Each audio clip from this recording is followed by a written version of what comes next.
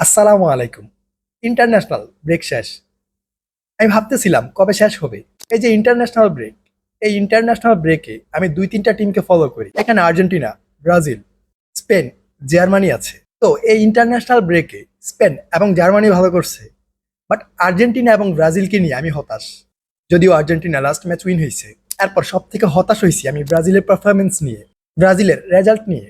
এই যে এই টিমের দায়িত্বে থাকা পাবলিক, ডেরিভাল জুনিয়র, উনি তার স্কোয়াডের প্রত্যেকটা প্লেয়ারকে প্রত্যেকটা পজিশনে খেলাচ্ছে। আপনারা ধরে নিন এই টিমের প্রত্যেকটা প্লেয়ার কামাভিঙ্গা, ক্যালো অ্যাঞ্চেলোত্তি যেমন তাকে প্রত্যেকটা পজিশনে খেলায় কিপিং ছাড়া।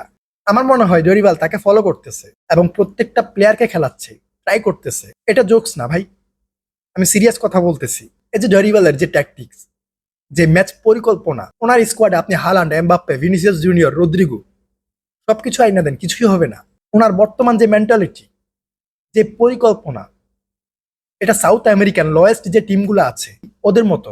আমরা ম্যাচ উইন হই না হই, অন্তত আমরা ড্র নিয়ে ফিরবো, ড্র করার ট্রাই করব। আপনারা দেখেন, জরিবাল দায়িত্ব নেওয়ার পর থেকে ব্রাজিল এখন পর্যন্ত 14টা ম্যাচ খেলছে। যে 14 ম্যাচে ব্রাজিল 6টা ম্যাচ উইন হয়েছে, 7টা ড্র হয়েছে, আর শুধুমাত্র একটা ম্যাচ হারছে। এটা আমাদের জন্য ভালো খবর। আমরা 14 ম্যাচে এক ম্যাচ হারছি, এটা নর্মাল ব্যাপার। 14 ম্যাচে এক ম্যাচ হারাটা, বাট এই এক ম্যাচ হারার মধ্যে 7টা ড্র আছে। এই যে 7টা ম্যাচ ড্র হয়েছে, 7টা ম্যাচ ড্র করলো, এটার লজিক কি আপনারা একটু আমাকে বুঝান। ওনার পরিকল্পনা কি দেখেন, আমরা জিতলে জিতছি, না জিতলে নাই, আমরা ম্যাচ ড্র করব, আমাদের ড্র প্রয়োজন। ভাই, এটা কি খেলার সৌন্দর্য? জরিবাল দায়িত্ব নেওয়ার পর থেকে আমার মনে হচ্ছে ব্রাজিলের যে খেলার সৌন্দর্য ওইটা নষ্ট হইতেছে। ব্রাজিলের যে সাম্বা স্টাইল ছিল ওইটা নষ্ট হইতেছে। দেখেন, জরিবাল এই স্কোয়াড নিয়ে হ্যাপি না, এই টিম নিয়ে হ্যাপি না। এখন আমার মনে হচ্ছে শুধুমাত্র জরিবাল না, এই কোচ নিয়ে প্লেয়াররাও হ্যাপি না, যেটা প্রমাণ আমরা কয়েকবার পাইছি। প্লেয়ারদের প্রবলেম কি আপনারা দেখেন।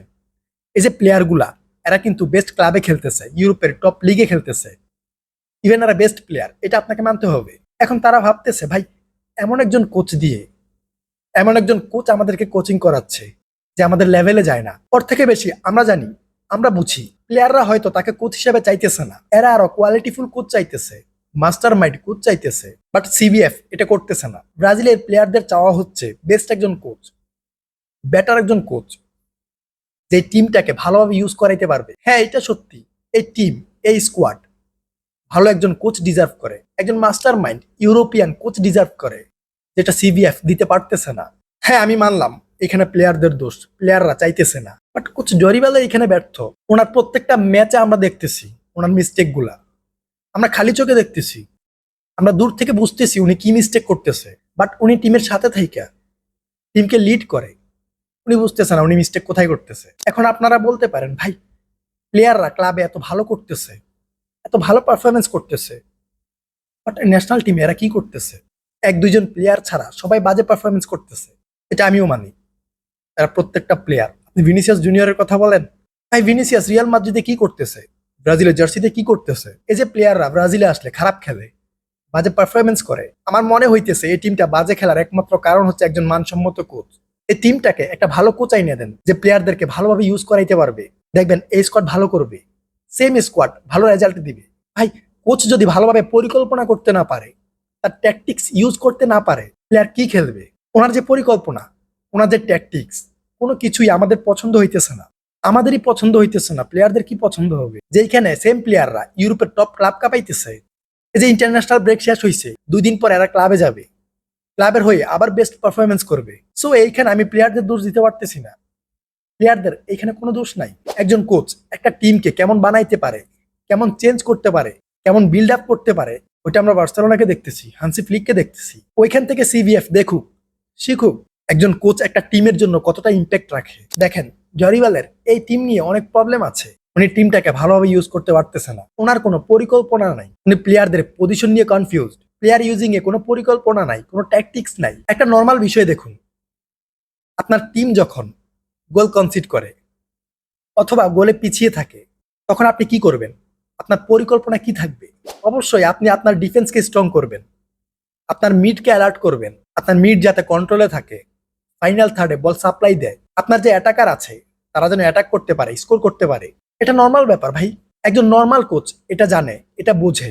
বাট ডরিবাল এখানে করে কি, উনি যখন গোল কনসিড করে পিছিয়ে থাকে, তখন উনি তার কাছে যে স্ট্রাইকার গুলো আছে, যতগুলো স্ট্রাইকার আছে সবগুলো নিয়ে আসে, এদেরকে ডিফেন্সে ইউজ করে, মিডফিল্ডে ইউজ করে, অ্যাটাকিং লাইনে ইউজ করে। ভাই, আপনার ডিফেন্সে যদি একজন স্ট্রাইকার খেলে, আপনার ডিফেন্স কে কন্ট্রোল করবে? আপনার মিডে যদি অ্যাটাকার খেলে, আপনার মিডে ডমিনেট কে করবে? আপনার মিড কন্ট্রোল কে করবে? এগুলো নর্মাল ব্যাপার ভাই। ওনার যে ট্যাকটিক্স, আমার মনে হয় না ফুটবলের কোনো ট্যাকটিক্সে এমন কিছু আছে। এরপরে এখানে স্কোয়াড সিলেকশন, সব থেকে বড় মিস্টেক।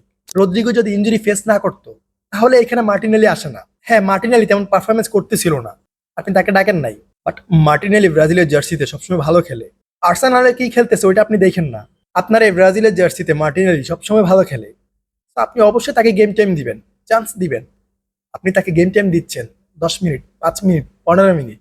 এরপর এইখানে আপনি ইগোর জ্যাসুসকে রাখছেন। ইগোর জ্যাসুস থেকে কোয়ালিটিফুল স্ট্রাইকার, বেস্ট স্ট্রাইকার আপনার কাছে অ্যান্ড্রিক আছে। অ্যান্ড্রিকের ট্যালেন্ট আছে ভাই, হ্যাঁ হইতে পারে সে ট্রলের শিকার হয়, উল্টাপাল্টা কথা বলে, বাট অ্যান্ড্রিক ট্যালেন্টেড প্লেয়ার।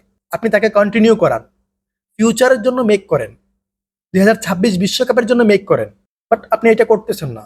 ইগোর জ্যাসুস এক ম্যাচ ভালো খেলছে, তাকেই কন্টিনিউ করাচ্ছেন, তাকেই স্কোয়াডে রাখতেছেন। এগুলো কোনো কথা না ভাই। হ্যাঁ, আপনার কথা আছে, আপনি 2026 বিশ্বকাপ খেলবেন, ফাইনাল খেলবেন, 2026 বিশ্বকাপ আপনি খেলতে পারবেন। বাট গ্রুপ স্টেজে আপনি লজ্জাজনক হার হারবেন, গ্রুপ স্টেজ থেকে বিদায় নিবেন, এর উপরে আপনি যাইতে পারবেন না। এখন আপাতত এই বছরের জন্য ইন্টারন্যাশনাল ব্রেক শেষ, ইন্টারন্যাশনাল কোনো ম্যাচ নাই। সো সিবিএফ এর হাতে এখন 3-4 মাস সময় আছে একজন দক্ষ মাস্টার মাইন্ড কোচ খোঁজার জন্য। সিবিএফ চাইলে পারবে ভাই।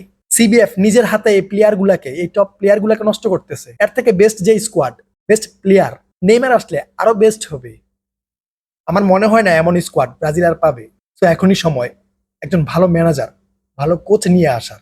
এরপর এখানে আর্জেন্টিনা, আর্জেন্টিনাও ছন্দে নাই।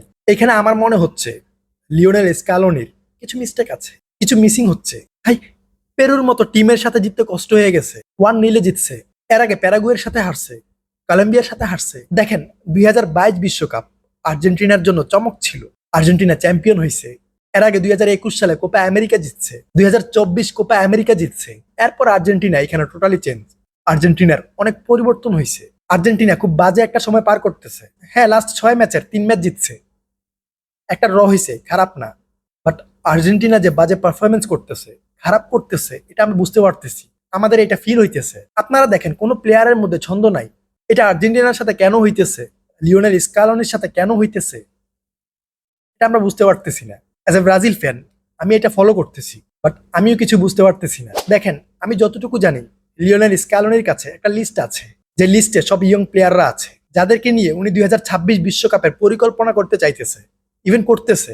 এখন যে ইয়ং প্লেয়াররা ডাক পাইতেছে, ওরা কিন্তু লিস্ট থেকে আসতেছে। তবে হ্যাঁ, এইখানে তার স্কোয়াড সিলেকশনে ছোটখাটো কিছু মিস্টেক আছে, যেটা আমরা বুঝতে পারতেছি। ওনার কাছে যে নতুন প্লেয়াররা আছে, যে ইয়ং প্লেয়াররা আছে, উনি তাদেরকে প্রাধান্য দিচ্ছে, বাট স্কোয়াড পর্যন্ত, ম্যাচ পর্যন্ত যায় না। উনি বারবার আগের প্লেয়ারদেরকে ট্রাই করাইতেছে, যাদেরকে হিসাব করলে এই স্কোয়াডে থাকার কথা না, অন্তত বয়সের দিক থেকে, পারফরমেন্সের দিক থেকে। বাট উনি তাদেরকে ইউজ করতেছে বারবার। আর স্কালোনি কিন্তু এইখানে ধরা খাইতেছে, নতুনরা স্কোয়াডে ডাক পাইতেছে, বাট গেম টাইম পাইতেছে না।